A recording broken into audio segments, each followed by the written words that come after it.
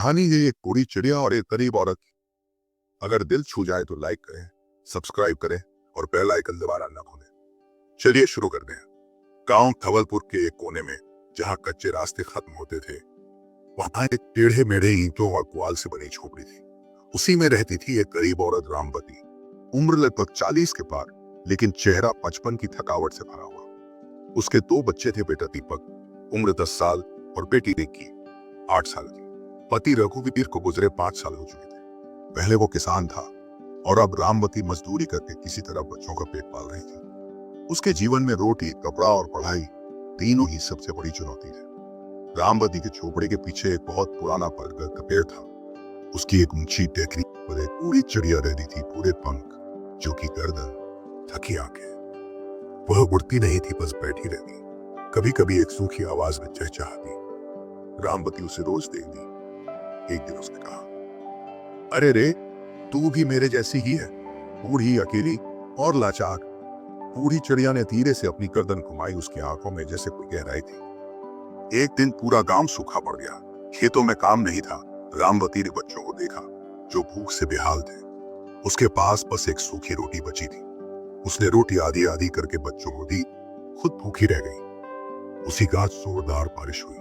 ठंडी हवा चल रही थी।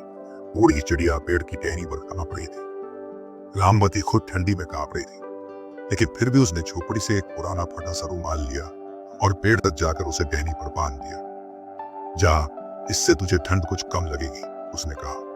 वह जानती थी कि चिड़िया उसे समझ नहीं सकती, लेकिन शायद समझ गई। अगली सुबह जब वह उठी तो उसके दरवाजे पर एक टोकरी रखी थी। उसमें एक कटोरी चावल, थोड़ा दाल और कुछ सूखे कपड़े रखे थे। वह हैरान रह गई। कौन रख के आई है? उसने चारों ओर देखा, कोई नहीं था। रामवती ने वह सामान उठाया। उस दिन बच्चों को भरपेट खाना मिला। यह सिलसिला शुरू हो गया।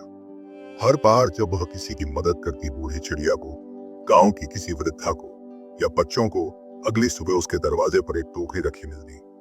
एक दिन उसने देखा कि बच्चे खेतों से लौटते हुए उदास हैं। स्कूल में सब बच्चे नई किताबें लेकर आए थे, लेकिन उसके बच्चों के पास किताबें नहीं थी।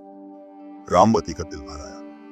उसने अपनी पुरानी साड़ी का किनारा फाड़कर बच्चों को कापियां बनाई, लकड़ी के कोए से पेंसिल बनाई और बढ़ाना शुरू किया। अगली सुबह टोकरा फिर मिला। इस बार उसमें 2 किताबें थी, हिंदी और गणित की। अब रामवती को लगने लगा कि यह कोई इत्तेफाक नहीं, कोई देख रहा है, सुन रहा है और मेरे हर अच्छे कर्म पर आशीर्वाद दे रहा है। एक दिन बरगद की टहनी पर बैठी चिड़िया ने कुछ अजीब किया।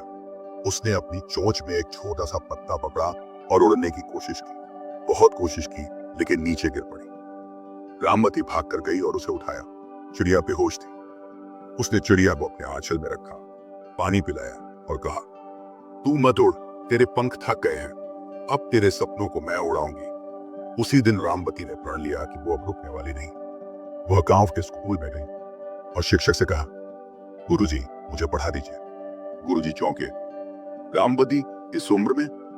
जी, मेरी उम्र तो बीत रही है, पर मेरे बच्चों का जीवन तो अब शुरू हुआ है। अगर मैं पढ़ लूंगी तो उन्हें और भी अच्छा सिखा पाऊंगी। गुरुजी ने हामी भरी। अब रामवती दिन में खेत में काम करती, शाम को बच्चों को पढ़ाती और रात को खुद पढ़ने जाती। गांव वाले हंसते, ताने मारते, पर रामवती मुस्कुराती। बूढ़ी चिड़िया हर रात उसे देखती, जैसे आंखों से आशीर्वाद देती। दीपक गांव की सबसे बड़ी परीक्षा में शामिल हुआ, लेकिन उसके पास पैसे नहीं थे। रामवती ने अपनी माँ की पुरानी चांदी की पायल बेची और फॉर्म भरा। दीपक ने परीक्षा दी और पूरे जिले में प्रथम आया। गांव भर में ढोल बजे, अखबारों में खबर छपी, गरीब मजदूर इनका बेटा बना टॉपर। लेकिन रामवती जानती थी उसकी असली प्रेरणा वो बूढ़ी चिड़िया थी। एक रात तेज आंधी आई, बरगद का पेड़ हिलने लगा। बूढ़ी चिड़िया की टहनी टूट गई। रामवती भागकर गई। देखा कि चिड़िया जमीन पर पड़ी थी, सांसें धीमी थी। वह उसे अपनी झोपड़ी में ले आई, अपने बच्चों के साथ उसे घेर कर बैठी रही। अचानक चिड़िया ने आंखें खोली। उसने पंख फैलाए और एक बार, आखिरी बार, हल्के से उड़ गई। फिर वहीं रामवती की हथेली में शांत हो गई। अगली सुबह टोकरी फिर दरवाजे पर थी। इस बार उसमें एक पंख था, सुनहरा, और एक चिट्ठी, जिसने खुद भूखा रहकर दूसरों को खिलाया, जो खुद अनपढ़ होकर बच्चों को पढ़ाया, जिसने बिना पंख उड़ना सीखा, वह इंसान अब किसी ईश्वर से कम नहीं।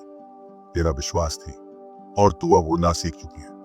रामवती की आंखों से आंसू बहने लगे। उसने उस सुनहरे पंख को अपनी बेटी की किताब में रख दिया ताकि वह हमेशा याद रखे कि माँ कैसे माँ होती है। 5 साल बाद उसी बरगद के नीचे अब एक छोटी सी कुटिया है। नाम है उड़ान केंद्र। यहाँ गरीब महिलाएं पढ़ना लिखना सीखती हैं। बच्चे मुफ्त में किताबें पाते हैं। दीपक अब एक सरकारी अधिकारी है। रिंग की लेखिका बन गई है। उसकी पहली किताब का नाम है बूढ़ी चिड़िया की उड़ान। असली पंख शरीर के नहीं, आत्मा के होते हैं। बिना किसी अपेक्षा के की गई मदद सबसे शक्तिशाली दुआ बन जाती है। गरीबी, उम्र और हालात कभी भी किसी के सपनों को रोक नहीं सकते। एक बूढ़ी चिड़िया भी प्रेरणा बन सकती है अगर देखने वाली नजर सच्ची हो। अगर कहानी दिल को छू गई हो तो वीडियो को लाइक करें, शेयर करें, चैनल को सब्सक्राइब करें और बेल आइकन दबाएं।